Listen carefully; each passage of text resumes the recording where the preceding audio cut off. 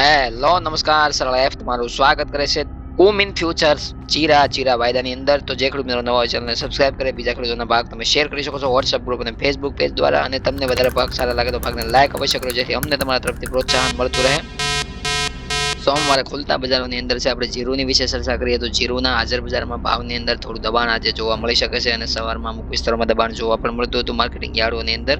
અને ઘણા બધા વિસ્તારોમાં તેજીની જે ચર્ચાઓ જોવા મળતી હોય તો તેજી મિત્રો આજે છે જોવા તમને મળતી હોય, કદાચ તમને જે સોશિયલ મીડિયા ઉપર ચર્ચાઓ જોવા મળતી હોય તો તેજી આજે તમને હાજર બજારમાં જોવા નહીં મળે. એનું કારણ છે પાછલા સપ્તાહમાં છે લગાતાર આપણને તેજીમાં જીરુની અંદર છે ભાવ જોવા મળતા હતા નવા જીરુની અંદર. તો એવી રીતના વેચવાલીનું પ્રમાણ છે સોમવારે ફરીથી ઘણું બધું વધીને ગુજરાત રાજ્યભરની અંદર અલગ અલગ માર્કેટિંગ યાર્ડોની અંદર જોવા મળે છે. નવા જીરાની આવક વધતી જોવા મળે છે, એટલે પાછલા સપ્તાહની સરખામણીમાં આવક વધેલી જોવા મળે છે. સામે જૂનું જીરું પણ છે આવકમાં. તો એ પ્રમાણે જોવો તો તમે હાજર બજારમાં આજે જીરુની અંદર છે સુધારાને બદલે છે આપણે દબાણમાં બજાર જોવા મળી શકે, કારણ કે જનરલમાં કદાચ થોડો ઘણો આપણે 100 થી 200 રૂપિયાનો સુધારો જોવા મળે એવું લાગે, પણ ઊંચા ભાવમાં જે આપણે 8,000ની સપાટીએ ભાવ પહોંચતા જોવા મળતા ત્યાં આપણને ભાવ પહોંચતા જોવા નહીં મળે આજે. એવી આપણે જોઈએ તો સરસાવાઈઝ આપણે હાજર બજારમાં ભાવની ચર્ચા કરી લઈએ તો જનરલ કેટેગરીમાં ભાવ છે આપણને જૂના જીરુની અંદર 4,000 રૂપિયાથી લઈને 4,700 રૂપિયાના ભાવ જોવા મળી શકે છે.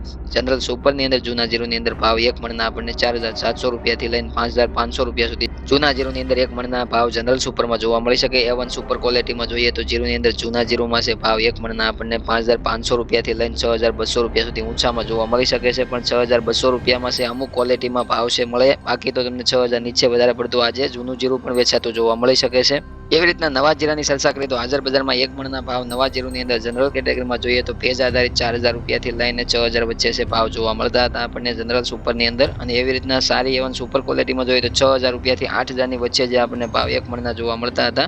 એમાં આપણે જોઈએ તો જનરલ સારી ક્વોલિટીમાં છે ભાવ આપણને 7,000 ઉપર પણ અત્યારે હાલ જોવા નથી મળતા. 7,000ની નીચે પણ ભાવ છે આજે કદાચ બજાર દબાણમાં જોવા મળી શકે. સારા A1 સુપર ક્વોલિટીમાં દબાણમાં બજાર જોવા મળે. અને જનરલ કેટેગરીમાં તમે જોઈ શકો 6,000થી 7,000ની રેન્જમાં છે 100 થી 200 રૂપિયાનો સુધારો પણ તમને જોવા મળી શકે નવા જીરુની અંદર. પણ એ જનરલ કેટેગરીમાં સુધારો જનરલ ગણી શકાય. ભેજ આધારિત ભાવ તમને અલગ અલગ વિસ્તારોમાં જોવા મળી શકે છે, પણ 4,000થી 8,000 સુધીની જે બજાર રેન્જ આપણે નવા જીરુની અંદર જોવા મળતી એની અંદર છે 8,000 સુધી મથાળાના ટોચના ભાવે છે નવા જીરુના ઊંચા ભાવ જોવા નહીં મળે. એ ઉપરથી તેજીની ચર્ચાઓ તમને જોવા મળતી હોય, પણ 100 થી 200 રૂપિયાનો સુધારો છે હાજર બજારમાં ઊંચા ભાવ કે 8,000ના ઉપરના ભાવની અંદર જે આપણને સારી ક્વોલિટીમાં સુધારો જોવા મળ્યો હોય તો આપણે સમજવાનું રહે કે તેજી આપણે નવી જોવા મળે છે.